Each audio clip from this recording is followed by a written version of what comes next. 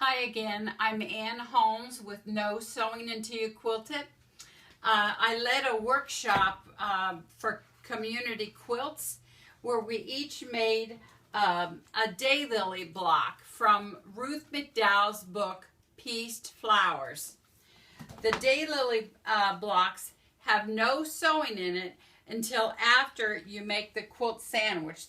We did join the individual blocks with sashing, but there's no sewing yet in any of the lilies. You can see the French Fuse foundation underneath. And this is the first of two twin beds that we made.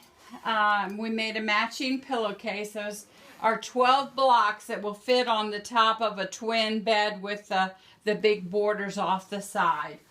And I have the second block ready to go. When I stitch the quilt blocks with invisible thread.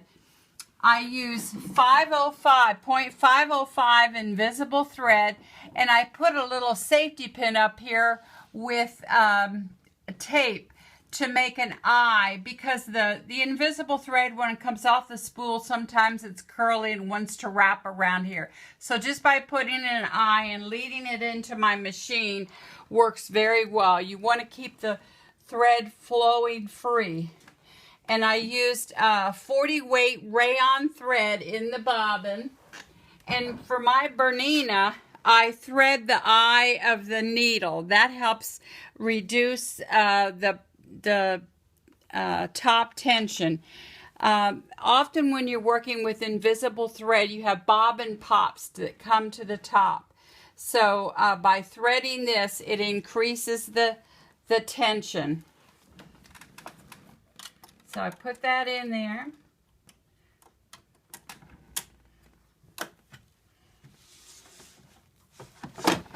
On my threads, I just have some Atlas gardening gloves that I cut the fingertips off so that I can handle my thread, not have to take my gloves off all the time. I do like gloves for giving me a tactile way to move the quilt through the thing. So here we are at one of the blocks.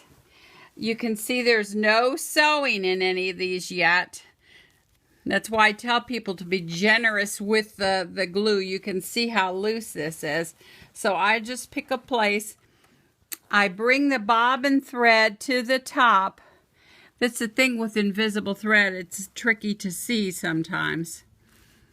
So what I often do is back up first. I keep my single stitch and zigzag. I go back and forth, and 1.6 to 1.5 width for the zigzag. So now I'm going to be the straight stitch. I'm going to bring the bobbin thread to the top, and then I'm going to hold on to those threads and just stitch beside the, and then I clip off my tail, so I don't want to be dragging that around. And now I'm going to put it on my zigzag stitch and just stitch. The zigzag stitches, you know, applique stitches are small, and this is going to be a washable quilt. So I'm just going to, you can just come down the line. And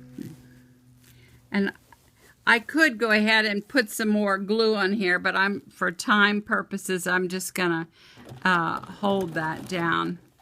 And your foot will sometimes, I have an open toe foot, will sometimes get stuck under there, so just lift it up. Remember, we're stitching and quilting all at the same time. So then just come down I use the sewer stiletto to help hold pieces.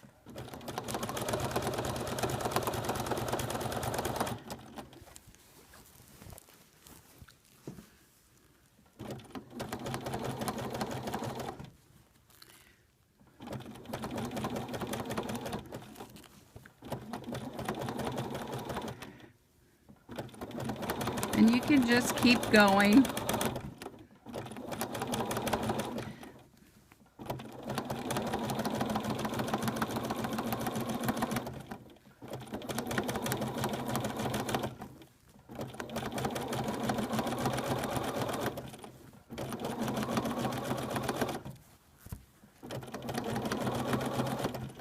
And if I miss a place, I can just back up. It's invisible thread. It's so nice, it's not gonna really show on the top. And then I can put it on straight stitch and put some of the vines in the petals. And if I want, I can just come up the next one. So anyway, there's a little, just a little tip on how I do that. This quilt was anchored first in the sashing. I stitched with a walking foot on my Juki sewing machine, just in the ditch of all the sashing pieces, and that kind of anchored it down. And then I finished the stitching with a small zigzag stitch around each of the pattern pieces. And you can just keep going. You can stitch over the piece, the pattern pieces more than once. I'll come over here.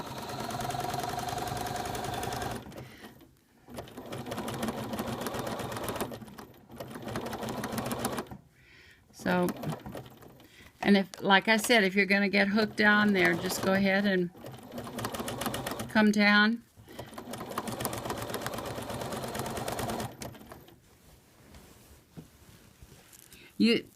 When you're building, you build from the background to the foreground, but when you stitch the pieces that are on top first. That helps hold everything underneath there. Thank you very much.